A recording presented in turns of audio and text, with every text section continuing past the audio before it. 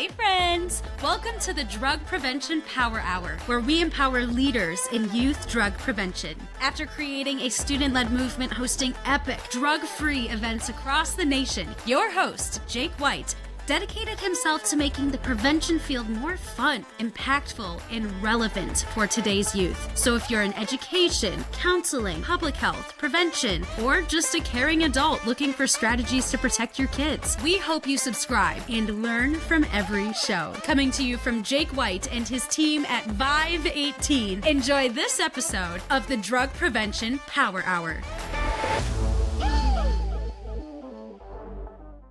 Hello and welcome back to another episode of the Drug Prevention Power Hour. Today we are hanging out with Ray Lozano. Now Ray has been in the field since 1990. He's been answering questions about substance use to middle schoolers, high schoolers, even community adults and professionals in the field.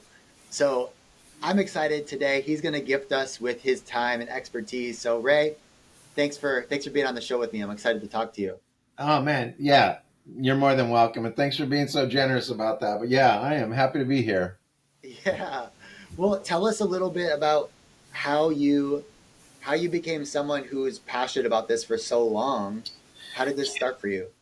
Yeah, it started way back when I was a kid, actually at age 9. And all of my family was kind of crazy when it came to drugs and alcohol. So I had brothers that used, and my sister and dad drank and mom drank and all that kind of stuff. And one night, I was age 9. My mom, me, my dad, and my sister were sitting on the curb in front of our house, and lights are flashing, and police are going through our house looking for drugs that my brother possibly had brought in from Mexico, because we lived right on the border of California and Mexico. And something just kind of clicked in my head, and I thought, why do people do drugs? And, I never saw like a good side of it. Maybe it was a little bit of good side, but not very much. And then I started to wonder, why is my dad a good guy? He drinks and then he fights. Why is my mom super nice? She drinks and then she yells at us. And I wanted to know what that mechanism was. So everybody I talked to, I'd ask them, why is my dad drink and fight? And everybody had the same answer. It's because of alcohol. And I'm like, yeah, I know that, but what is it? So my whole career, I'm going to almost say, started at age 9, where I wanted to know just what happens inside your brain when you drink alcohol. And I just wanted to answer those questions about my family. And it's crazy because it's turned into an amazing career that, I'm doing every day, and I love it. Wow. Yeah. Did you have this job out, like when you're done with school, you just started in this, or was there a period of time where you did other stuff? Well, I graduated quite a while ago. So I did my very first presentation in high school in 1982. Did another little presentation in 1983. And then when I got out, I just was like going around to youth groups or other organizations and just sharing information. So between 83 and like 88, I was doing it just for free, and then working with another organization called Youth. And then, let me see. And then 1988, somebody called me and said, hey, we'll give you like $500, an airline ticket, and, and a hotel room. I'm like, yeah. And I'm like, whoa, maybe there's money in this, and maybe I can support myself doing this. What was that? Maybe this could be my one job. Like I could. Yeah. So then in 1990, I just started the Prevention Plus, and I've been doing it pretty much. There's been other jobs in between and stuff, but overall, I've been doing this. That's fantastic. Yeah. I love to hear that too, because I think it shows how we're committed to the field. Like if you're doing this work for 7 years before you collect a paycheck, that kind of says you're in it for the right reason and it's who you are. So I just really resonate and admire that. Yeah, I really like watching, like when I was speaking, I remember even back in the day, like people like, oh, that makes sense.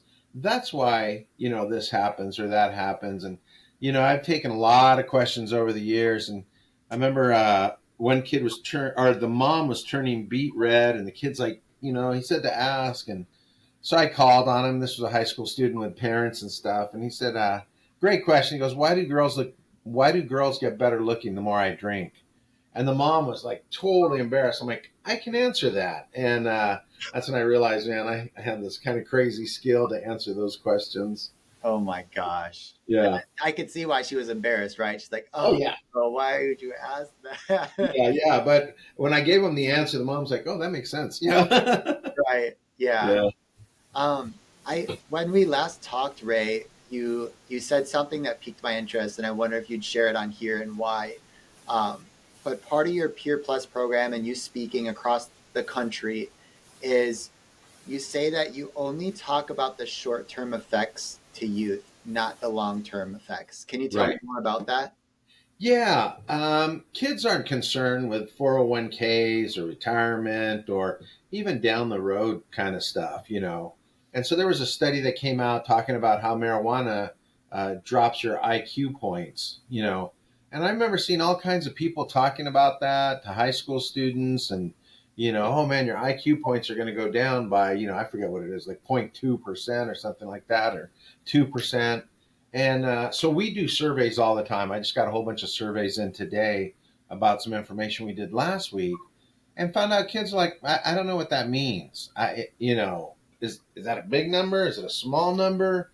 And it's kind of like if you had, $600,000 in your pocket, and I ask you for 20, it's not going to be a big deal. You're like, oh yeah, man, not even going to think about it, right?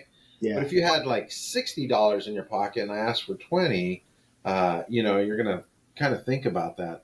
So in our program, Prevention Plus, we never talk long-term stuff. We talk about if you drink one beer, here's what's going to happen right now. Or if you smoke one joint and you feel this way, here's what's going to happen right now. So it's all here and now because kids will go, oh, that makes sense. I actually see that happening.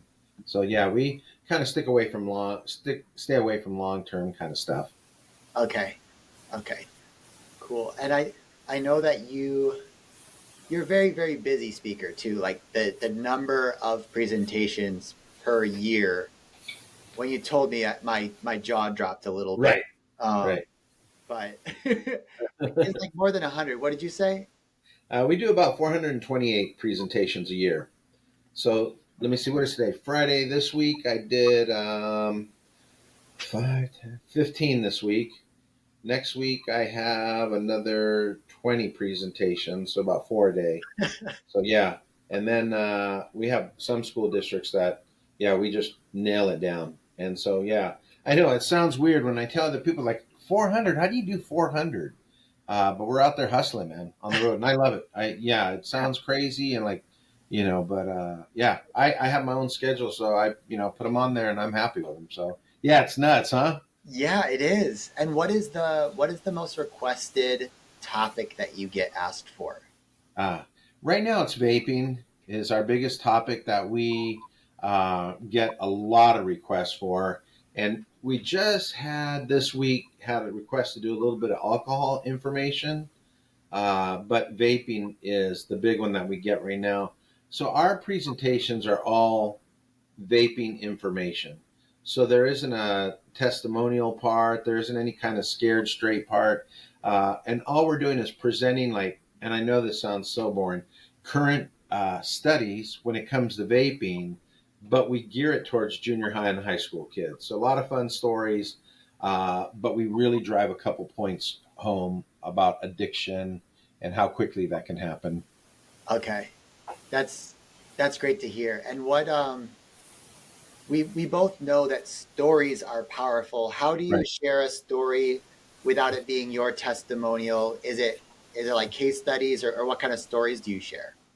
They're personal stories, but they're stories that are designed to drive the point home on like nicotine and stuff like that. Like when we're talking about nicotine, inside your head you have these two buttons. You have a go button and a stop button. And I'm sure you've had somebody jump out and scare you, right? And you have a crazy reaction, Yeah. and you either run or punch or laugh or cry. The reason why you have that crazy reaction because it goes in and it hits your go button, and then you get that jolt of energy, right?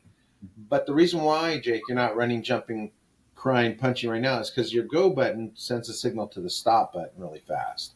And so what nicotine does is nicotine gets in between that go and that stop button. So when a kid uses electronic cigarette and they breathe in on it, it hits the go button, but nicotine doesn't allow a signal to be sent to the stop button. So when I want to stress that point and how quickly addiction happens, because all your brain sees is the good part of nicotine, it can't see the bad part. I talk about a time when my son jumped out and scared me, and I had this crazy reaction. And I was half asleep when he scared me, and I just, started hollering and acting crazy. He started laughing. I got madder. But the reason why I didn't punch him, or the reason why nothing bad happened to either one of us, is because my go button, when I got scared, instantly sent the signal to the stop button. So I want to stress how nicotine goes in and your brain cannot see the bad side of it because it's hitting the go button. So it's stories like that. So all of my stories, drive that point home. Yeah. Okay, that's cool. And I think it's, I'll just say it because the data shows it. But like, for example, a story of recovery data shows it actually feeds permission for young people to think, oh, well, I can go mess up now and then I can come back on track and maybe even get on stage and get to Right. share my story. Or, well, it's fine for you and your development, so it's fine for me. Whereas, so a general story that's relatable, that's not about drug use, Right. is a helpful analogy or metaphor to drive the point home Right. and then Right. share the science. So I like that style a lot because it Yeah. matches what studies have shown is working. Yeah. Have you and I'm sure you've seen stand-up comics, right? And they do this comedy part and then they throw in some kind of like serious thing. And you're like, wow, where'd that come from? And then they go back into comedy, right? Hmm. So what I want to do is I know I'm basically telling a kid, if you're smoking, you're gonna have an addiction. That's terrible information, right? And if I present it like that, this kid's guard goes up instantly. I'm going to defend myself. I'm going to justify my position when it comes to smoking. But if they're laughing and they're having a good time, and I take any kind of defense away from them through laughing, it's easy to get that information in super quick. Ooh, that's good. Because I think that's what adults, what we think is, hey, the recovery story or the scared story is going to scare my kid into receiving information. But like you said, in reality, it actually hits that fight or flight mode. And you'll Right, notice the students who need it most aren't taking it seriously. They're talking to their friends, they're shutting down, they're putting their hood up. It's because they're not in a mode to learn, just like you right, said. So right. your strategy is using humor to break down those walls, to reduce the cortisol in their brain so they're not feeling stressed, they're having fun, and then the brain is open for learning. Right, right. That's cool. Yeah, that's so true on that. And then just knowing the way kids think, because I have to present to kids or students, just they think different. So if we were having this big, huge meeting and there's, all different ages in there, and then when the meeting's over, I go, hey, just right outside the door here, you're going to go underneath this tree. There's a cop that parks underneath that tree, and they usually give out a bunch of tickets. Every adult in the room is going to be like, hey, thanks for that information, man. That's great. I'm going to go slow. But you're inevitably going to get that one high school kid that's going to be like, I don't know if that's true or not. Boom, and zip through there. So what happens is when a person, and testimonials are great. They fit with all our other stuff, but when you do a testimonial, what happens, it's geared towards the adults because kids don't think like that. Kids, oh, I'm never going to be a gang member. Oh, I'm never going to, smuggle heroin into the United States. Oh, I'm never going to smoke, crack, because they can't think like that. It's impossible. Right. And it is less relatable Hmm. unless they are in that situation, right? So Right. there could be a few, and that's kind of our balance, right? Is we want to Right. go to help as many people as possible, and there is a place for that recovery story, Oh for the yeah. recovery environment, and showing students that it's possible. But that's its own event, that's its own purpose. Right. Primary prevention, what you and I are doing, it's a little different. So Right. I, Right. I wanted to ask you this because you were talking about vaping and the brain, the stop and go button. Um, so I read this study that said that using nicotine and even THC, a lot of students now are using it to try and deal with stress and anxiety and these emotional feelings to escape it, right? But the studies say that it actually increases their anxiety. Mm-hmm. And do you have any other information on that? Like why or what happens to the brain? is it releasing cortisol, like a stress hormone, while they use it? Or have you heard anything about that? Yeah, one of the things and why kids use it to relax, I get that a lot. Because if you've ever seen anybody smoke weed, they just kind of sit and stare at stuff for a long period of time. And they just kind of giggle. And well, what's happening is their brain is getting overloaded with information. And the brain doesn't know what to process, what to look for, what's important, and what isn't important. So when I'm talking to students about why your body slows down, and sometimes this example works, but I used to live in Southern California. And I tell the kids from my house to LAX is on Sunday morning at 7:30 a.m. Sunday morning, from my house to LAX is 45 minutes, right? And all the kids are like, okay, that makes sense. And I asked him if I were to leave Friday night at 4:30, I said, how long do you think it takes for me to get from my house to LAX? And kids usually guess pretty right on. They're like 2.5, 3 hours. I'm like, yeah, about 3 hours. And I ask them, has the distance from my house to LAX changed? And it's like, no. I said, what's the difference? And they'll say, it's the traffic. And I'm like, exactly. So when you smoke weed, what happens is all of a sudden your brain can't regulate the traffic coming in. So that's why you stop and you stare and you look at stuff, and it feels like you're slowing down. It feels like you're, relaxed. But the thing that's happening is there's just so much information coming into your brain that the brain feels like it's relaxing, but it's not. So then once you're not high anymore, that's where that anxiety actually goes up, because your brain is used to that feeling. And it seems like a huge gap between, anxiety and not anxiety. When it's the same distance, it's just how the traffic looks. So, does that make sense? Wow. That's Yeah. fascinating. Yeah.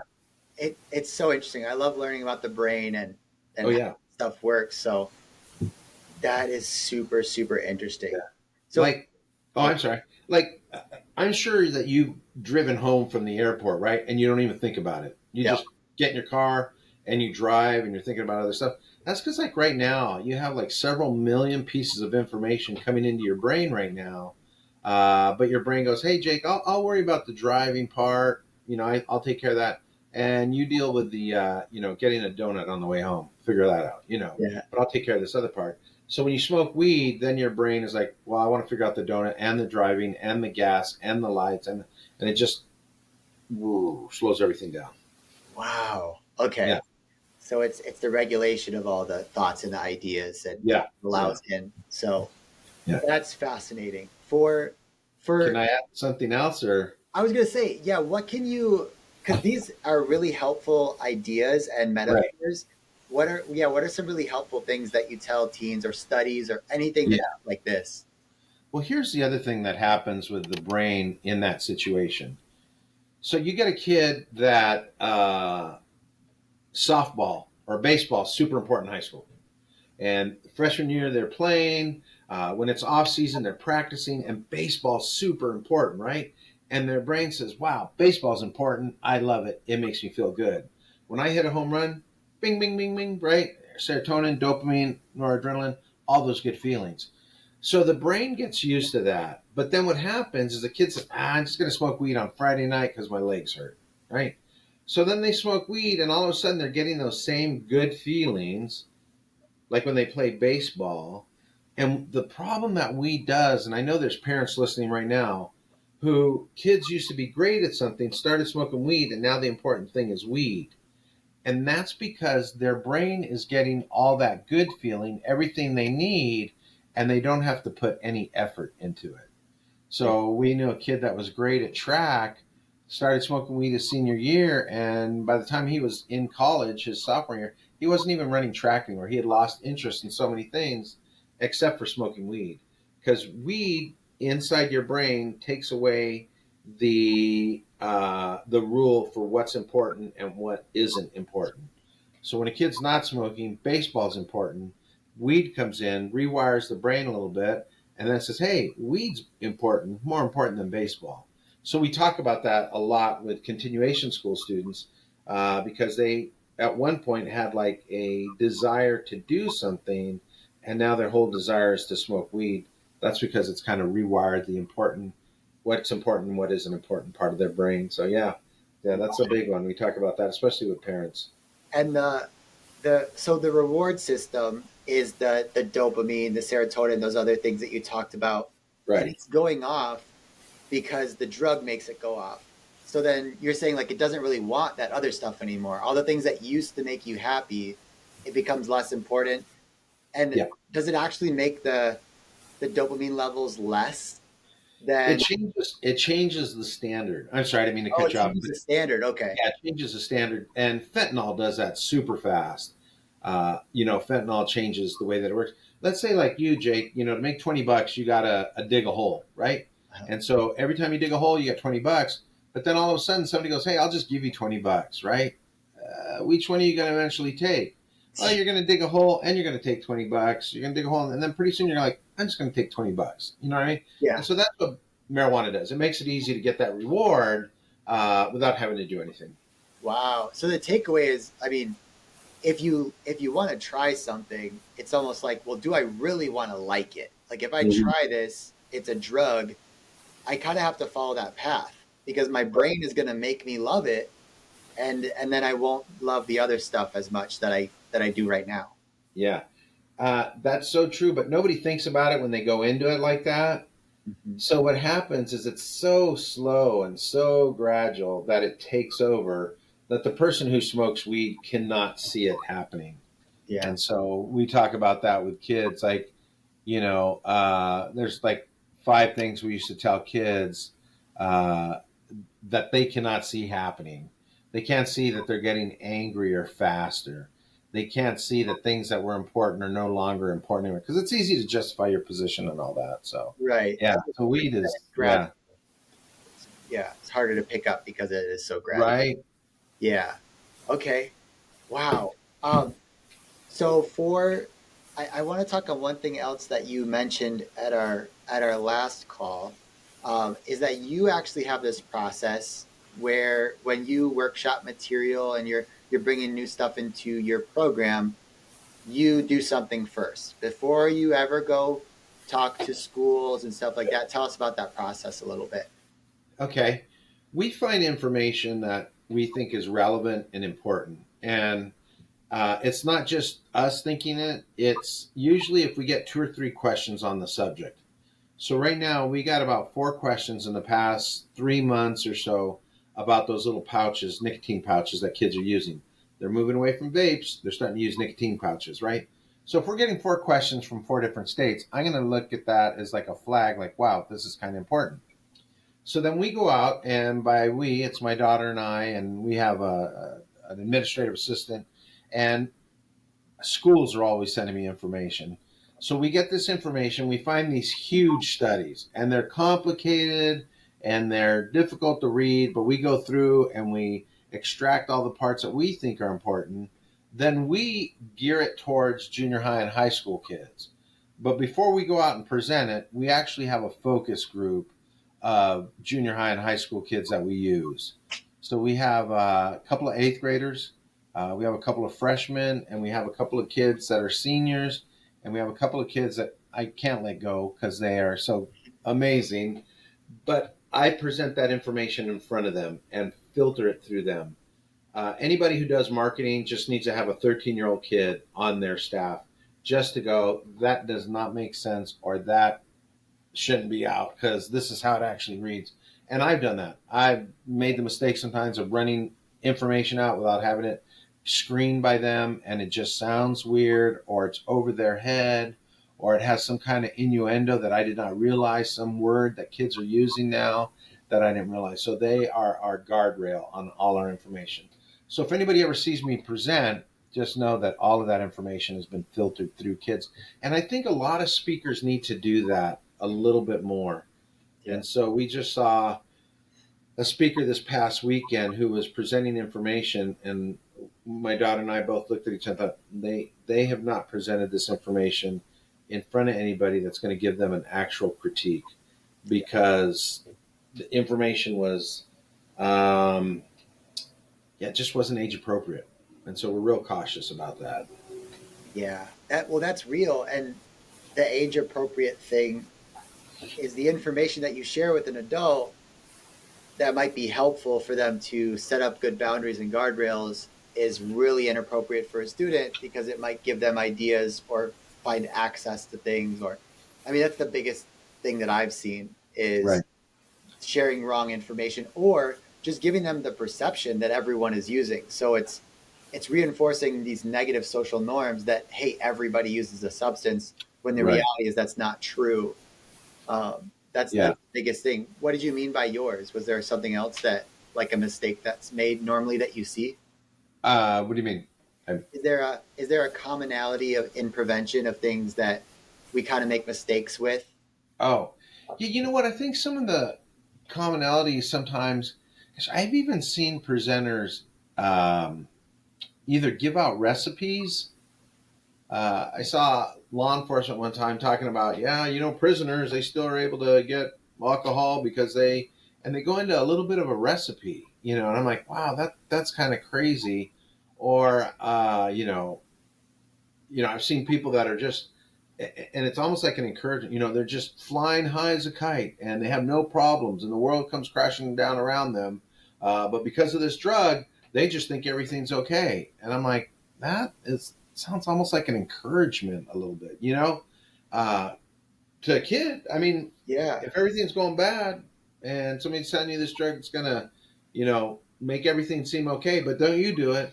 I mean, I'm real cautious about that stuff. And, sometimes I'll go in and they're like, hey, can you talk about fentanyl to eighth graders? And I'm like, it depends, but only if they're in a high fentanyl area where they know about it, because I don't ever want to introduce a drug to a kid. I'm real cautious about that. Yeah. Yeah. Yeah. That's good. Thanks for being that way, Ray.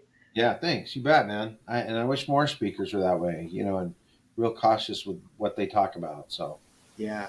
Well, let's end the episode with any parting piece of guidance you can give people in this field to do just 5% better over the next year. What would be your takeaway and tip? my takeaway and tip would be to learn how to speak kid, right? And I think if you can learn how to speak kid, you'll be able to talk their language. Like if I was speaking Spanish and you only knew Mandarin and I'm giving you these words of wisdom, you wouldn't be able to understand it. So kids have their own language. And so would encourage people to learn that language because you'll be able to get a lot of information across. Fantastic. And if people want to learn about you, Ray, they want to bring you in to speak with their community, where can they go to check out all your stuff? RayLozano.com would be the best place to go. And so there might be a link right below me right now. I don't know how this works, but yeah. Yeah, there it is. Yeah. It's going to pop up somewhere on our blog. Somewhere, yeah. And they can contact me there. But yeah, and we'll see how we can fit them in. Okay, that's great. Thanks for being on the show, Ray. Appreciate you. Yeah, you bet, man. Thank you. Super good to talk to you today. Of course. And for everyone listening, this has been another episode of the Drug Prevention Power Hour, and we will see you next Monday for another episode. Thanks for listening to this episode of the Drug Prevention Power Hour podcast. If you love the show, make sure to leave a review and share what you've learned. And if you need help reducing substance use among youth by educating and engaging students in prevention, visit Vive18.com for more information, tools, and resources.